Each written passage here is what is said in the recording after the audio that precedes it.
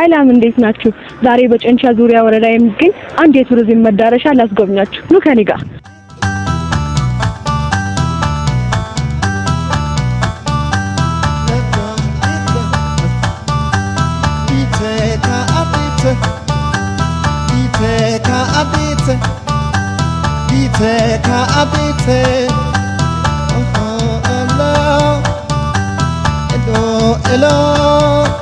ይህ ስፍራ በጋሞ ዞን ውስጥ ከሚገኙ ድንቅ መስህቦች መካከል አንዱ ነው። በተለምዶ አያሎ አባ ተብሎ ይጠራል። የሚገኘው በደኮ ካሌ ቀበሌ ውስጥ ነው።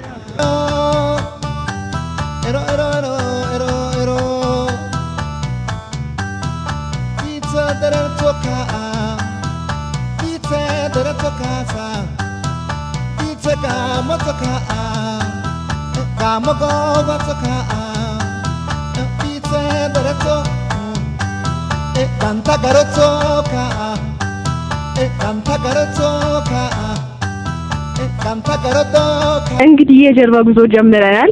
እቺ ጀልባ 16 ሰው ትይዛለችና ለሰርግ፣ ለልደት፣ ለተለያዩ ፕሮግራሞች መጥተው ሰዎች ይዝናኑባታል። አሪፍ ነው። በጣም ጥሩ ጊዜ እያሳለፍን ነው። ከኛ ጋር ጥሩ ጊዜ እያሳለፋችሁ እንደሆነ ተስፋ አደርጋለሁ። አመሰግናለሁ።